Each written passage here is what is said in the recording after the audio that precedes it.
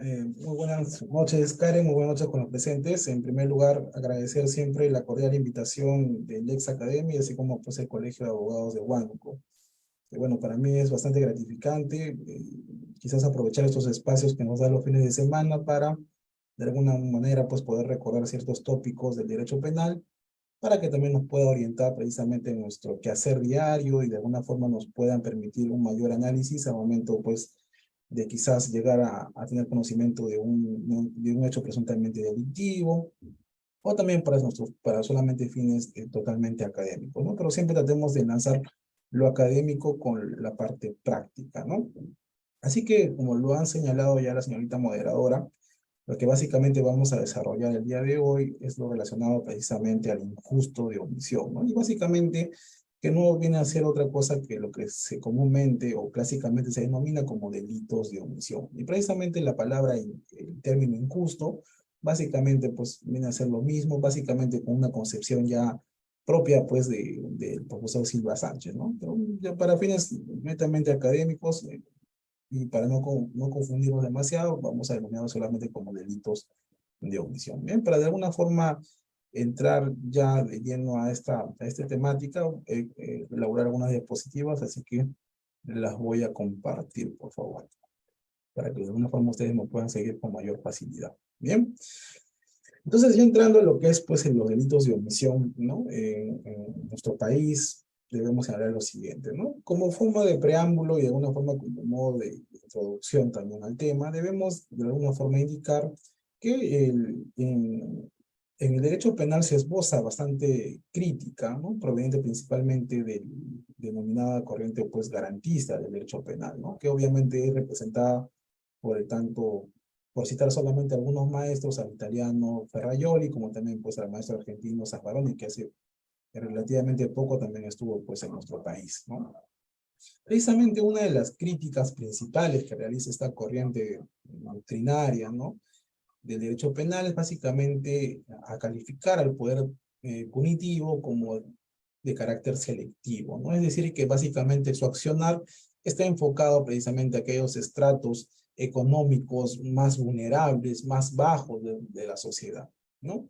Y de alguna forma dice ello o se fundamenta ello en el sentido de que las cárceles están compuestas principalmente por personas provenientes de estos estratos bajos de la sociedad, ¿no? A los cuales finalmente pues el maestro argentino denomina como delincuentes torpes o bobos, ¿no? Que no vienen a ser más que carteristas, ladrones a pie, entre otros. Sin embargo, en los últimos años considero que esta crítica ha ido perdiendo poco a poco la fuerza que tenía antes, ¿no? Toda vez de que, solamente para poner un ejemplo, en nuestro escenario nacional, se ha visto precisamente desfilar por los pasillos judiciales y del Ministerio Público a personajes bastante prominentes, o llamémosles pues bastante importantes, ¿no? Que hace décadas era impensable pues verlos inmersos en algún tipo de investigación, ¿no? Desde figuras políticas como expresidente de la República, ¿no? Así como también pues personajes políticos bastante influyentes, así como también pues sectores empresariales bastante importantes en nuestro país, ¿no? Que de alguna forma pues han ido enfrentando diversos tipos de investigaciones en los últimos años, ¿no? Lo que básicamente corresponde básicamente a este tipo de accionar vendrían a ser pues aquellos delitos complejos, ¿no? Que precisamente están compuestos mayoritariamente por delitos contra la administración pública, delitos económicos como el delito de lavado de activos, así como también algunos delitos ambientales, ¿no? Solamente para poner un ejemplo, con esta empresa multinacional denominada pues Repsol, ¿no? Transnacional, precisamente se vio involucrada hace poco en un derrame de petróleo pues en las costas peruanas, ¿no? Que sobre ello también nos vamos a referir más adelante, ¿no? Y es que precisamente la diferencia de estos delitos complejos en contraposición con los denominados delitos comunes o delitos simples, como por ejemplo ya sea el robo, el homicidio, el hurto, etcétera, en donde básicamente se trata pues de personajes individuales, ¿no? O sea, estamos ante de alguna forma personas que actúan de forma individual, ¿no? Y de ahí quizás es más fácil individualizarlos y precisamente realizar también, con suerte de ello, pues una imputación penal. Sin embargo, cuando estamos hablando precisamente de estos delitos de carácter complejo, como es precisamente el lavado de activos, delitos contra el medio ambiente, entre otros, se trata precisamente que se dan en el marco, por lo general, de una organización colectiva, ¿no? Estamos ante entes y organizaciones, por ejemplo, de carácter empresarial. Cuando hablamos de la administración pública también de forma similar, ante estratos, pues, donde no solamente nos encontramos frente a una individualidad, sino a varias de ellas, ¿no? Por lo que de alguna forma, pues, ante este escenario, se hace más difícil identificar, pues, qué persona es la que debería responder penalmente por un resultado delictivo, ¿no?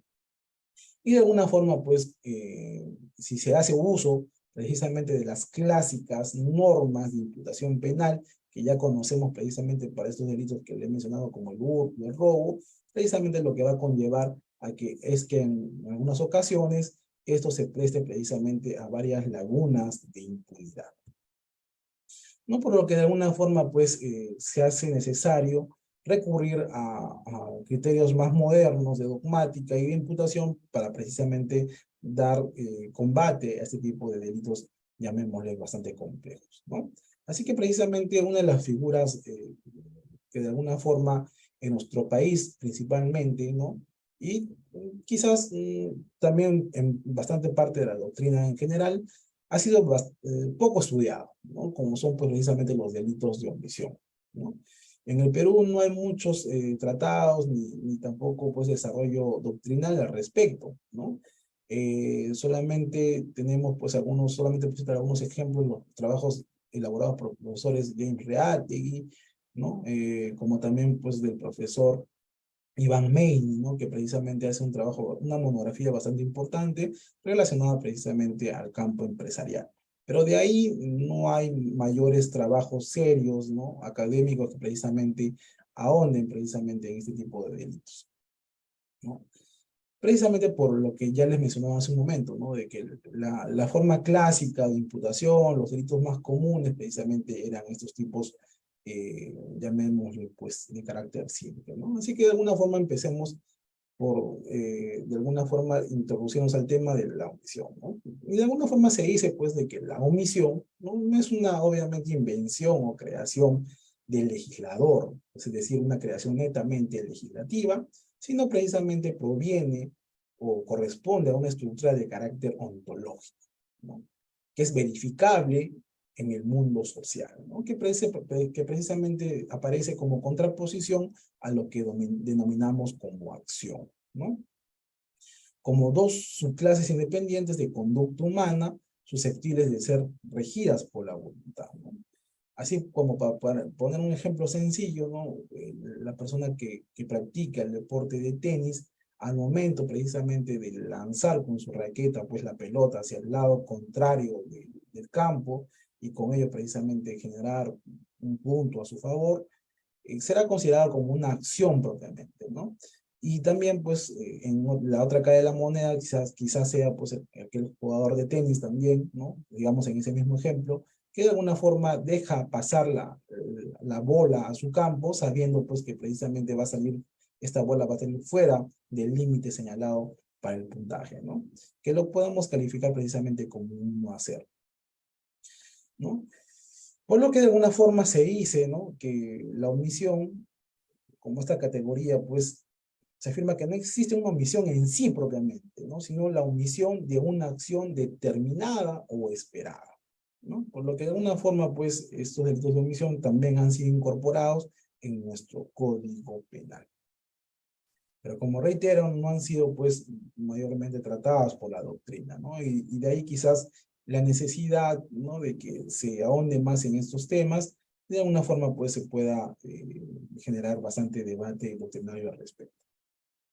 Así que de alguna forma tratemos de dar pues, algunos primeros pincelazos de lo que entendemos o comprendemos como acción, ¿no? Que de alguna forma se dice, pues es el primer estrato de la cadena, ¿no? Del delito, ¿no? O sea, identificar precisamente cuándo estamos ante una acción, ¿no? Y quizás se dice, pues, y reitero, es el primer eslabón de análisis, ¿no? para que precisamente identifiquemos nosotros cuándo estamos ante un delito. Pero generalmente, pues, el término acción, ¿no? Y pues eso precisamente he colocado aquí, que vamos a hacer detalle o énfasis en el concepto penal, porque de alguna forma, pues, el vocablo acción ha sido tomado desde una concepción bastante amplia, o llamémosla, pues, de carácter coloquial, ¿no? Cuando nos referimos a él, pues, muchas veces, como lo reitero, utilizamos pues el término en un sentido amplio. Esto es no como sinónimo de acción en estricto sentido, sino pues de conducta o de comportamiento que adquiere relevancia en el campo del derecho penal. Así, para efectos penales, la acción penalmente relevante puede consistir en una acción propiamente dicha o en una omisión. Para efectos penales, tanto la omisión como la acción pues podrá tener relevancia penal. Por un lado, cuando hablamos de una acción propiamente dicha, estamos hablando pues de la realización de un determinado movimiento corporal, mientras que en la segunda, esto es pues en la omisión, estaríamos hablando prácticamente en términos coloquiales de un no hacer específico. Pero no de cualquier tipo de no hacer, sino precisamente de la omisión de una conducta jurídicamente debida, concreta y posible. Esto es de un no hacer algo concreto y determinado, cuya positiva ejecución es ordenada por una ley penal presente. Es decir, no se trata, pues, reitero, de un mero no hacer, sino de la omisión de una conducta jurídicamente debida, concreta y posible. Sobre esto vamos a volver en algunos momentos. Para dar quizás mayor detalle al respecto, podríamos señalar pues de que la acción en estricto sentido es la modalidad tradicional de manifestación de la conducta. Es la acción stricto sensu, ¿no? Conocida como acción positiva o acción activa, un movimiento corporal sensorialmente perceptible, ¿no? La persona que de alguna forma introduce un cuchillo en el cuerpo de otra persona con el fin pues de darle muerte o lesionarla gravemente, ¿no? La acción penalmente relevante es precisamente aquella que infringe mediante un hacer activo la prohibición jurídica, ¿no? Como les mencionaba, el precepto de no matar, no lesionar, no robar, ¿no?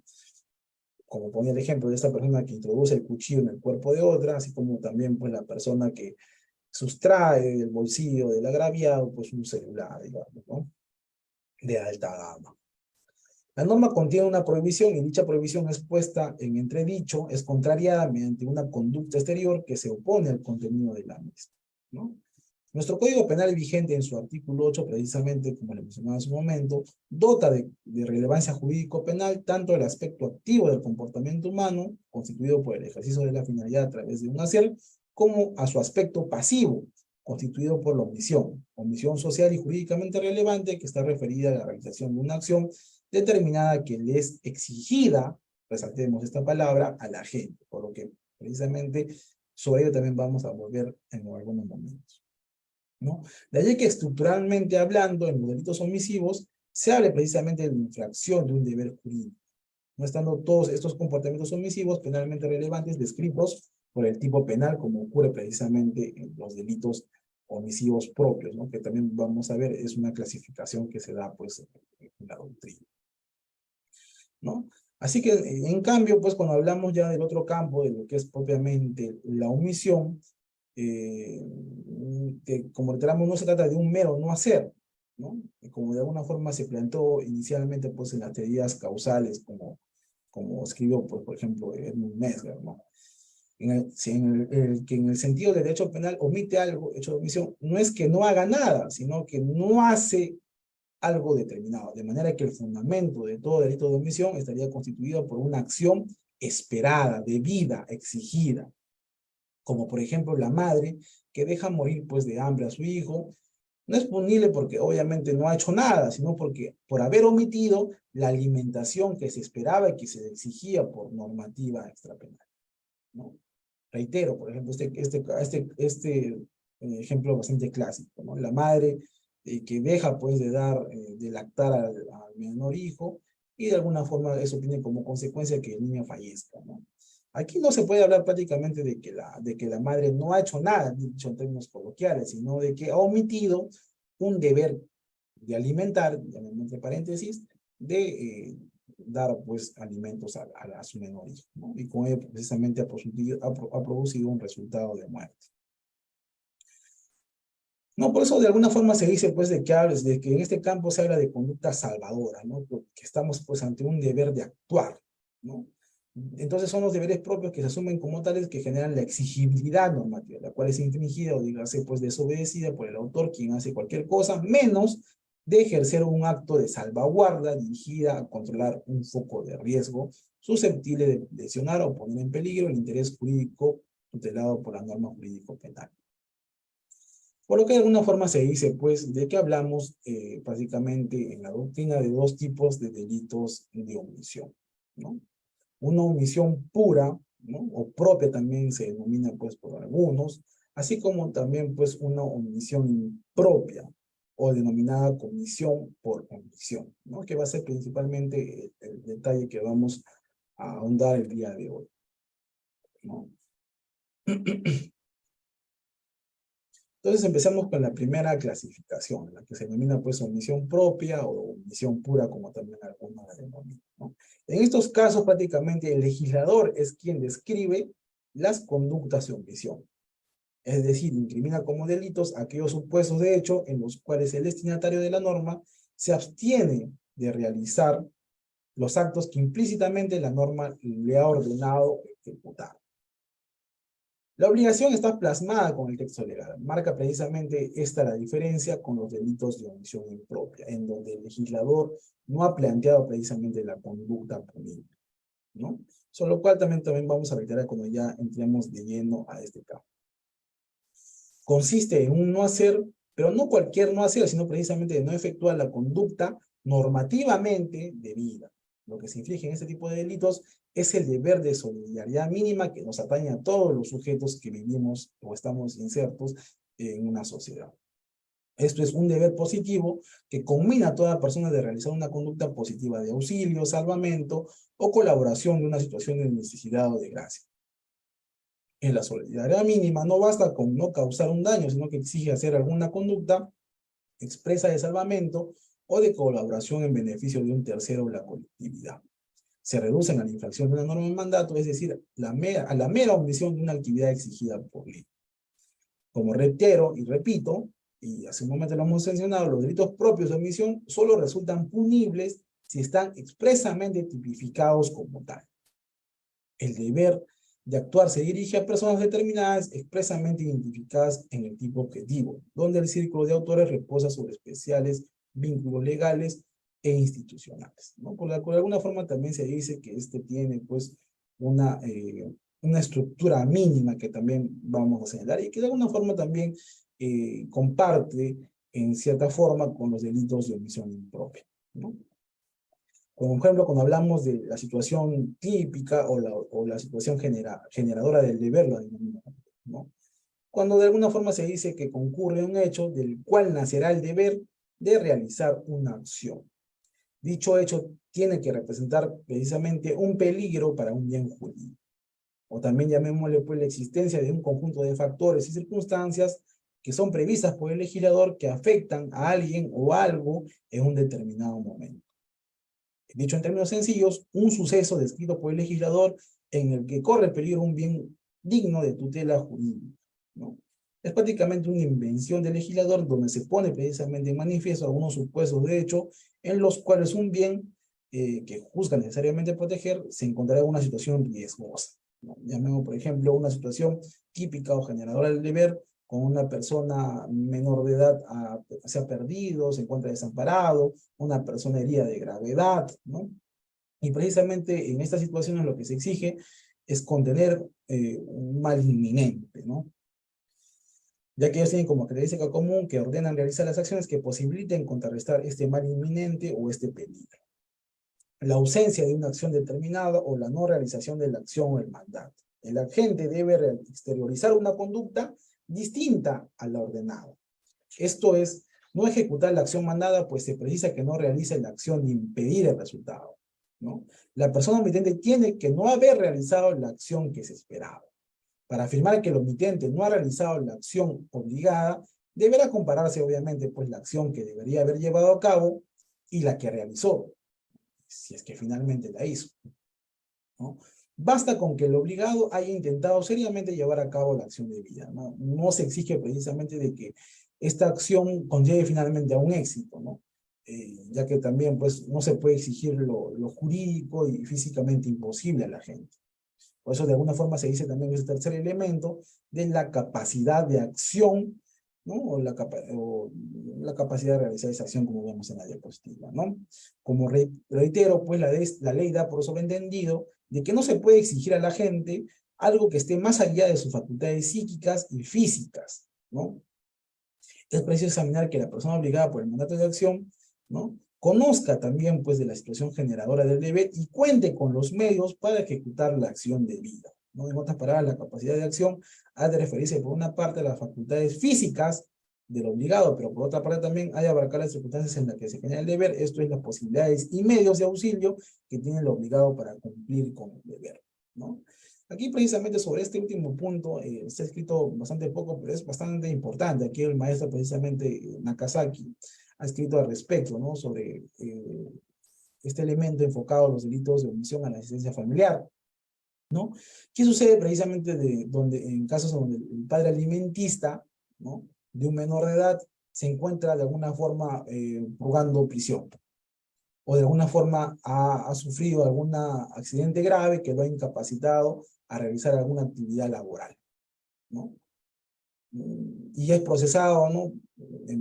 Y con ello precisamente deviene pues en incumplimiento de la obligación al alimentista, ¿no? Aquí la doctrina precisamente se dice poco, ¿no?, sobre precisamente este elemento, la capacidad.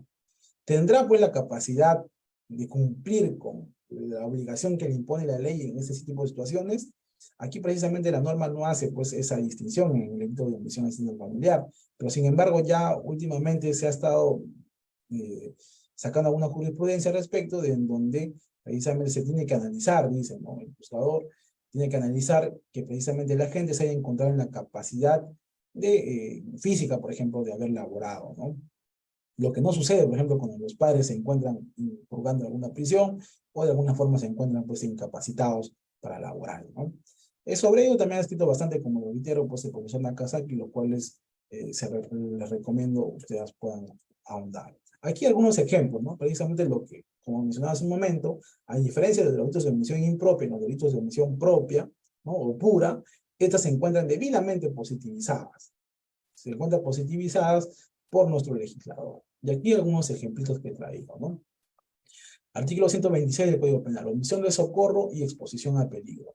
El que omite prestar socorro a una persona que ha herido o ha incapacitado poniendo en peligro su vida o su salud, será reprimido con pena privativa de libertad no mayor de 3 años. Aquí, ¿cuál será precisamente la situación típica o generadora del deber? Haber tú previamente incapacitado o herido a una persona, ¿no? Y lo que precisamente lo que quiere el legislador con esa tipificación es de que tú prestes socorro a aquella persona que de alguna forma tu accionar ha conllevado a que se haya herido o incapacitado. Aquí, si tú omites prestar auxilio, prácticamente pues se tipificará la conducta, ¿no? Y aquí también habrá que verse precisamente pues la capacidad, ¿no? ¿Qué sucede? Digamos, yo manejo un carro y veo pues precisamente a un peatón, lo llego a atropellar y lo dejo pues, digamos, gravemente herido, ¿no? Y yo con eso de alguna forma omito prestar el socorro, me fugo del lugar, ¿no? Pese a que yo lo he visto sangrando en el pavimento, debidamente pues desmayado, y es más, es una vía bastante transitada, ¿no? Por lo que de alguna forma existe el riesgo también de que este peatón estando en la pista, herido y desmayado, puede ser nuevamente impactado por otro vehículo, ¿no? Y yo me voy a la fuga. Aquí se estaría tipificando la conducta. Pero pongamos otro ejemplo, en donde yo precisamente con este vehículo lo impacto al peatón, pero posteriormente también por este movimiento brusco que surge, llego a impactar con un poste que estaba pues al costado. Y yo también quedo herido gravemente a raíz pues de este choque con el poste. Aquí tendré la capacidad yo de socorrer a esa persona. Obviamente que no, por eso de alguna forma también es importante en esos delitos de omisión propia analizar la capacidad de la gente para cumplir con la acción debida, ¿no? Y aquí precisamente el artículo 149 también, que le ponía hace un momento, ¿no? La omisión de prestar alimentos, ¿no? El que omite cumplir su obligación de prestar alimentos que establece una resolución judicial será reprimido con pena privativa no mayor de 3 o con prestación de servicio comunitario, ¿no? Y aquí precisamente lo que le decía, aquí la norma pareciera que no da, pues, espacio a que se analice la capacidad de la gente, ¿no? Pero obviamente para eso tiene que recurrirse también precisamente a la dogmática, a la doctrina.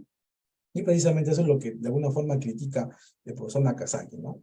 De que aquí prácticamente lo que hace el Ministerio Público simplemente es analizar si pagó o no pagó, punto, ¿no? No ahondar en las causas que originaron el incumplimiento del pago, ¿no? Es una crítica bastante interesante que se da, ¿no? Y como les reitero, pues es poco la doctrina, como digo, solamente respecto a este campo de la capacidad de acción en los delitos de omisión propia, ha ahondado precisamente el profesor Nakazaki, ¿no? Y es un texto bastante interesante que se lo recomiendo. Bien, vayamos precisamente a la segunda clase de delitos de omisión, ¿no? Los denominados delitos de omisión impropia o comisión por omisión, ¿no? Y aquí de alguna forma es una imagen que he encontrado bastante peculiar, ¿no? Un niño que de alguna forma está distraído con su tablet o con su celular y está a punto de caer, pues, a un barranco, ¿no? Y una persona que va detrás, ¿no? Un deber jurídico de salvaguarda, ¿no? Respecto a este menor, que sobre ello precisamente vamos a graficar en unos momentos, ¿no? La omisión impropia se encuentra positivizada en nuestro artículo 13 del Código Penal, ¿no? Que como veremos, pues, obedece a una estructura distinta a los delitos de omisión impropia, que como ustedes recordarán aquí, se encuentran debidamente cada conducta tipificada, ¿no? Tipo 126, tipo 127. En cambio, aquí, en los delitos de omisión impropia, solamente se establecen reglas generales establecidas en el artículo 13, precisamente, ¿no? Que señala lo siguiente.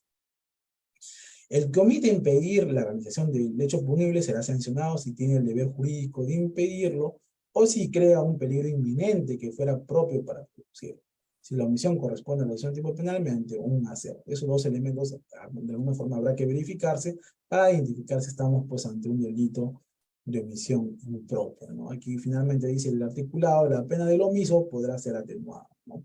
Ya al respecto también se ha escrito bastante. Estamos ante un atenuante privilegiada, o no, un atenuante común, ¿no? Eso también ya forma parte precisamente de otro debate, ¿no? Hay algunos incluso que sostienen de que no existen atenuantes privilegiadas en nuestro código penal. O sea, al respecto sería interesante, ¿no? Un acuerdo plenario zanje por fin el tema, ¿no? ¿Existen atenuantes privilegiadas o no? El profesor Víctor Prado Salarrea se ha lanzado a señalar de que no existirían atenuantes privilegiadas, ¿no? Lo cual va en contraposición, ¿no? Porque de alguna forma sí existen agravantes descualificadas, entonces, ¿por qué no la existencia de atenuantes privilegiadas? Pero bueno, como les señalo, eso es un debate muy aparte. Sobre los delitos de omisión impropia, ¿no? O omisión impura también, como se denomina, se dice pues que constituyen una forma mixta o híbrida de realización de la conducta. Por un lado, consiste en la infracción de una norma prohibitiva, ¿no? Como ocurre en los supuestos de acción positiva, y por otro, el delito consiste en un no hacer, como en los casos de omisión pura o propia. Por eso se dice que es un delito de carácter mixto, o de carácter híbrido, ¿no? Porque tiene de los dos, de los dos. En ese supuesto, el individuo se abstiene de realizar una determinada acción que se esperaba que hiciese, por estar jurídicamente obligado a realizarla. Es lo que se denomina como un deber de garante, sobre lo cual vamos a realizar en algunos momentos.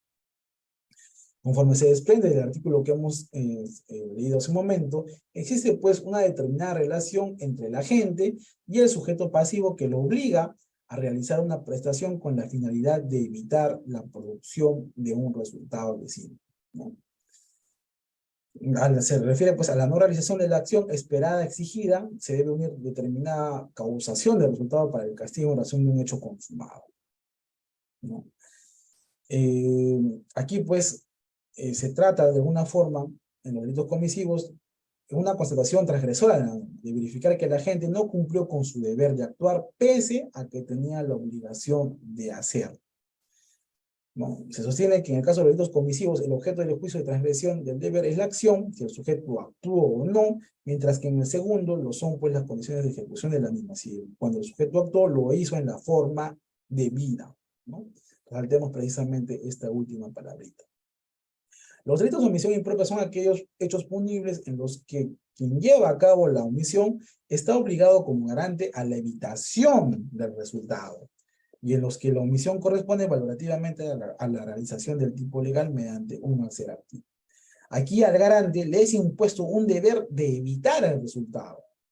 El acaecimiento de este pertenece al tipo, y el garante que infringe dicho deber es responsabilizado penalmente por el resultado típico sobrevenido. La comisión por omisión se dice, pues, ¿no? Que está prevista precisamente en este artículo 13, ¿no? Se dice que también cuenta, pues, con diversos elementos, ¿no? Por un lado, y ustedes, como les señalé hace un momento, comparte ciertas características en común con el delito de omisión impropia, como por ejemplo esta denominada, pues, situación típica o generadora, ¿no? Que de alguna forma viene a ser, como hemos señalado hace un momento, es la circunstancia fáctica que representa, pues, un peligro para el bien jurídico, ¿no? Y también, pues, una parte, se dice, de carácter subjetiva, ¿no? Que también vamos a ahondar en unos momentos, ¿no? Aquí la situación típica o generadora, se dice, pues, el garante debe conocer la situación de hecho en el cual está obligado a evitar el resultado, y la persona o el bien protegido debe enfrentar una situación objetiva de riesgo, ¿no? La situación objetiva de riesgo o daño inminente proviene, desde luego, de una actividad distinta de la conducta del garante, pues de lo contrario se trataría pues, de una acción orientada a producir. El riesgo, ¿no? Y aquí, por favor, quiero que tomen bastante atención, debe ser una situación objetiva y cierta, de la cual, según las leyes de la física y de la experiencia, surge la inmediata posibilidad de daño, lesión, deterioro, destrucción o afectación ilícita de un bien jurídico. Debe tratarse, en suma, de un riesgo real y cierto, no de un peligro hipotético o presuntivo, pues en esta situación no existe peligro, ¿no? Ahora bien, el peligro debe ser de tal entidad que pueda ser reconocido por el garante, el cual presupone en el riesgo un grado de objetividad, previsibilidad y de condiciones en el espacio-tiempo, de suerte que le sea posible al garante tomar conocimiento del mismo y la posibilidad de reaccionar, ¿no? Es lo que se denomina como situación típica o generada, ¿no? Vayamos a la ausencia de actividad necesaria o de la acción debida, ¿no? Sobre la posición de garante vamos a ahondar, que es lo principal en este tipo de figuras, que bueno, lo vamos a dejar para el final. La ausencia de actividad necesaria o de la acción debida. La conducta que resulta castigada es la opuesta a la que hubiese obrado en favor de la salvación del bien amenazado. Quien la adopta permanece impasible ante esta perspectiva. Es decir, conoce el riesgo, sabe que puede conjurarlo y, sin embargo, no lo intenta siquiera. Por además, y en eso se diferencian, el sujeto que conoce que tiene una obligación especial que solamente a él le compete, no a los demás, y él la deberá precisamente por la indemnidad del interés jurídicamente protegido, ¿no? Que es lo que se denomina, como hemos hablado en su momento, la posición de garante, ¿no? La capacidad de acción, que también es un elemento en común que tiene con los delitos de omisión propia, ¿no? O posibilidad real de evitar el resultado, ¿no? El individuo no está obligado a saber el bien ajeno, sino a hacer todo lo posible que esté a su alcance para protegerlo. Es decir, dentro de las posibilidades físico-reales, lo jurídicamente exigido de un modo razonable, o dado el caso de disponerlo con ayuda de terceros, jurídicamente solo es exigible lo que en la situación de peligro era física y realmente posible para el destinatario de la norma, ¿no? Es lo que llaman de alguna forma detallado hace algunos momentos, ¿no? Y obviamente el resultado, ¿no? Alude precisamente a aquellos tipos penales respecto a los cuales es posible establecer una separación lógica entre el comportamiento y el efecto del mismo, lo que la doctrina se conoce comúnmente como delitos de resultado, ¿no? Y bien, ¿qué tenemos de alguna forma, pues, como sujeto calificado o posición de garante, ¿no? Se dice de alguna forma, comencemos esto con el tema terminológico, ¿no? Se dice que la palabra garante se incorpora al español proveniente del francés garant, ¿no? Y del franco warrant, de alguna forma, que significa, pues, o tiene relación a quien afianza, asegura y protege contra algún riesgo. Mientras que posición alude precisamente a la actitud, colocación, postura, puesto, cargo o empleo, ¿no? En esta línea, precisamente, el profesor Marco Antonio Terragni señala que existiría una diferencia que parece sutil, pero que es importante entre hablar de garante y de posición de garante, según este autor. Lo primero apuntaría a una cuestión jurídica, esto es la obligación individual de mantener indemne un bien jurídico, mientras que lo segundo sugiere una apreciación de índole sociológico, por lo que no es causal, no es casual, perdón, que se haya vinculado la locución en posición de garante a la idea rol, como lo hace prácticamente gran parte de la doctrina hoy en día, ¿no? Y precisamente es este libro que yo tengo aquí, se voy a mostrar delitos de omisión y posición de garante en el derecho penal, que es, si ustedes quieren ahondar en el tema, es un libro que yo recomiendo bastante. ¿No? Señala, siguiendo todavía este autor, ¿no? A Terragni señala que sobre la posición de garante, que estaría en esta calidad quien además del deber primario de cumplir los compromisos derivados de su conducta ordinaria, está sometido a un plus de exigencia, cumplir sí o sí con la prestación a su cargo, so pena de sufrir una sanción más grave que la derivada de la simple infracción de aquella obligación elementaria, ¿no?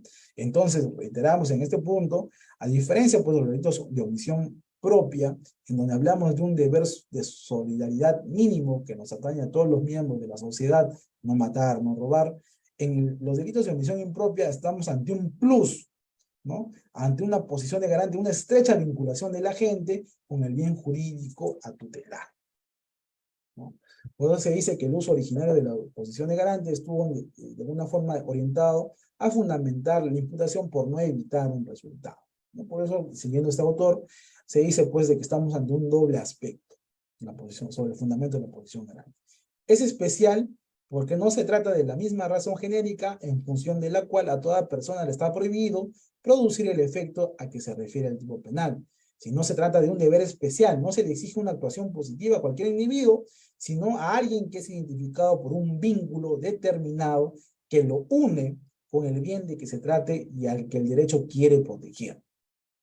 Y es jurídico porque constituye una exigencia que impone la sociedad utilizando su aparato organizado del poder. Establecer reglas de conducta que deben ser seguidas bajo amenaza de castigar a quien no las acate. Pero aquí debemos hacer hincapié de que no estamos ante un compromiso de carácter moral, sino de un deber cuyo acatamiento se pretende imponer porque de lo contrario se pondrán en movimiento los mecanismos estatales para el respectivo castigo.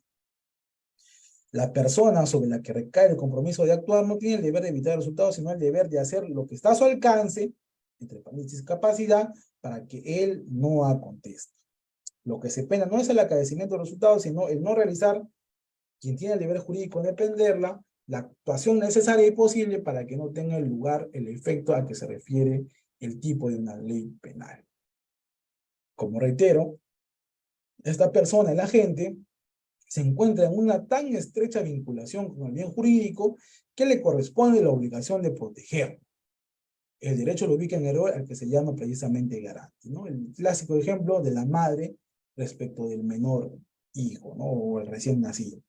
Así está una posición de garante precisamente, ¿no? Establecida precisamente por ese vínculo de familiaridad entre padres e hijos, que como ustedes recordarán tiene un fundamento incluso en nuestro Código Civil, ¿no?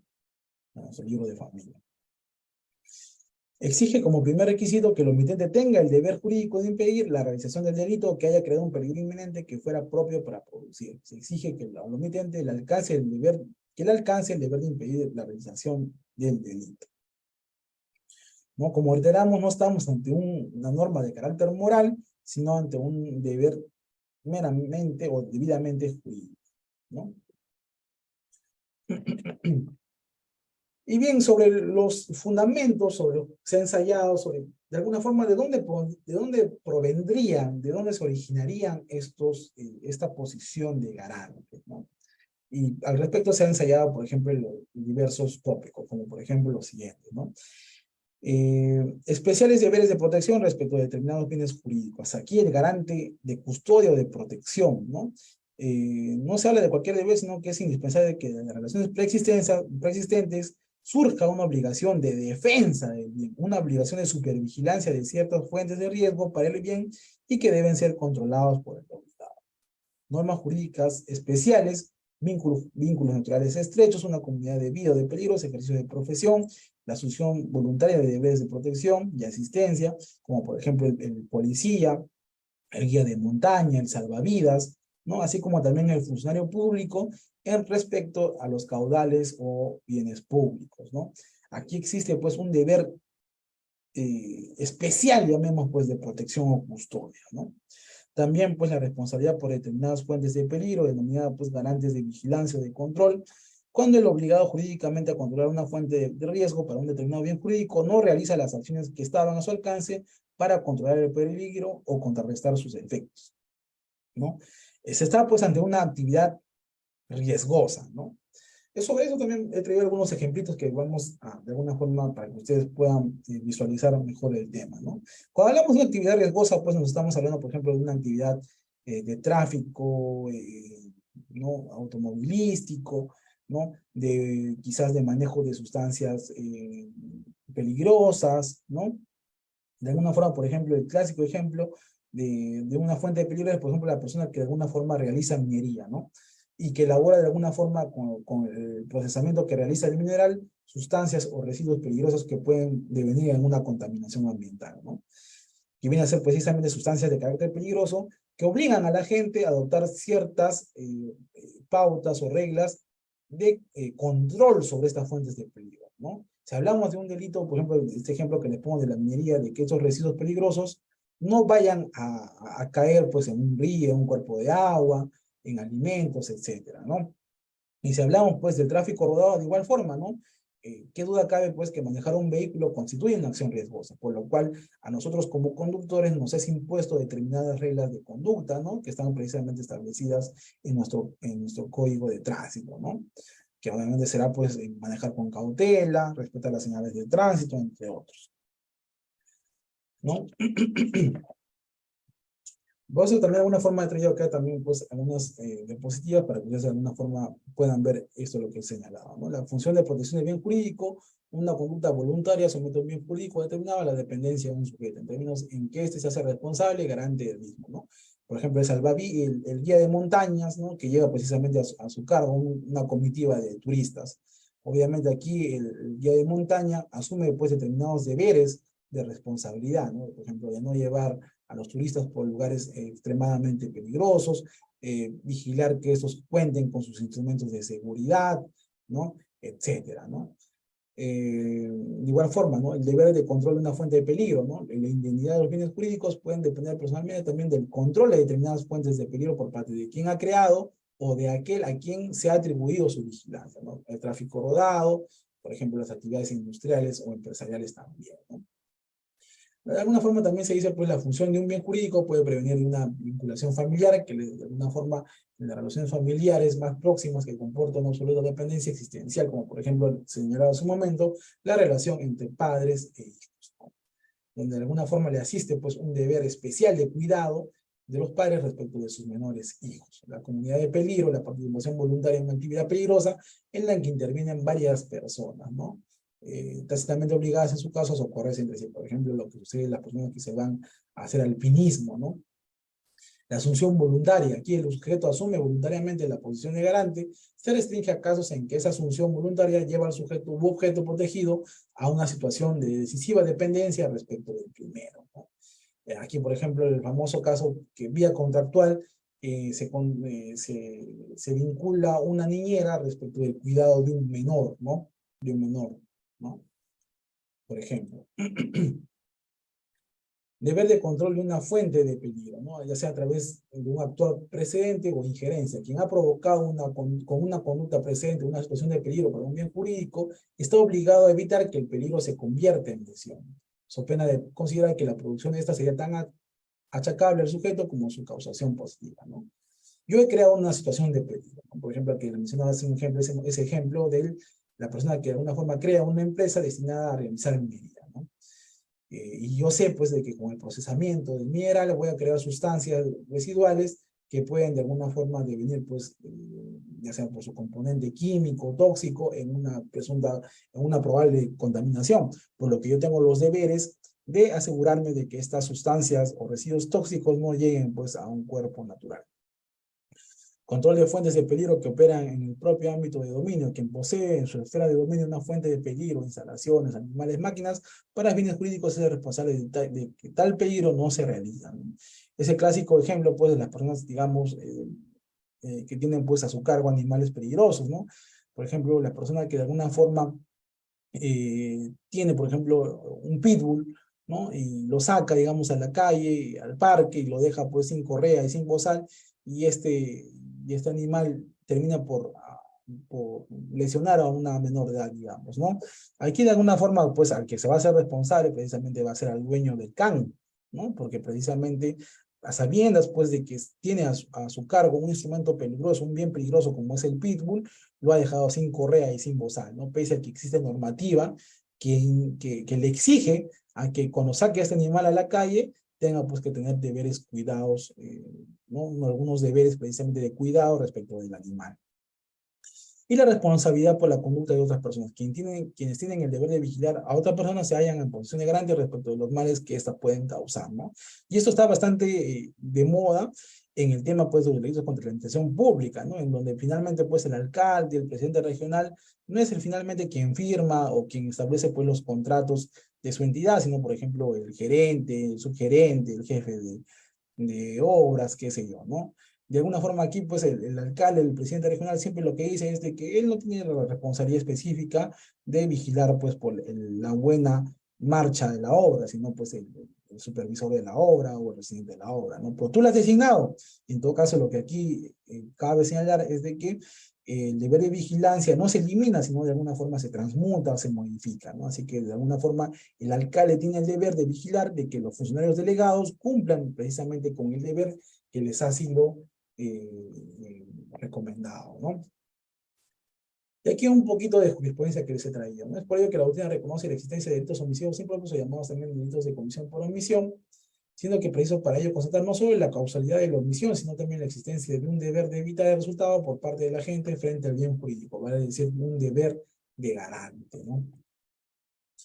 Acá también la recurso de nulidad 384 Arequipa señala la modalidad delictiva genérica de omisión impropia solamente se configura cuando el sujeto activo se encuentra en una posición de garante con relación al bien jurídico, entendido como el deber de realizar acciones de salvamento y protección para evitar su lesión o puesta en peligro por situarse el bien jurídico en una relación de dependencia respecto a quien ostenta este deber, ¿no? Y aquí les he traído un casito bastante sencillo y práctico, ¿no? El 31 de diciembre de 2018, Julio Dávalos Vázquez decide concurrir a pasar el día y luego celebrar el Año Nuevo en el balneario Boca del Río, acompañado de sus amigos Javier Mamani y Daniel Montoya. En todo el transcurso de la tarde, Julio Dávalos Vázquez se encuentra jugando fútbol con sus amigos en la orilla del mar, por lo que decide ingresar al mar a fin de refrescarse, no percatándose de que poco a poco se estaba alejando de la orilla, por lo que las olas empiezan a golpearlo y comienza a ahogarse. Por lo que al ver que su compañero se ahogaba, Javier Mamani y Daniel Montoya corren hacia el puesto de salvavidas, y donde está pues ubicado Edward Vilca, donde además existe una moto acuática, sino que al llegar observan que este ya había visto a una persona que se encontraba ahogándose, sin embargo permanece chateando por su celular, refiriéndose que su novia lo habría terminado y que es urgente que converse con ella.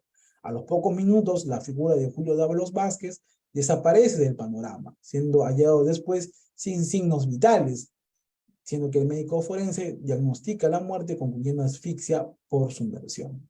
Y aquí, de alguna forma, se dice que la persona de Edward Vilca responderá pues como autor por omisión impropia del delito de homicidio, podría ser, ¿no? Porque de alguna forma, pues, en su calidad de salvavidas tenía, pues, el deber de alejar el peligro, ¿no? Que supone precisamente el mar respecto de con una persona, de un bañista que ingresa, ¿no? Al mismo, ¿no?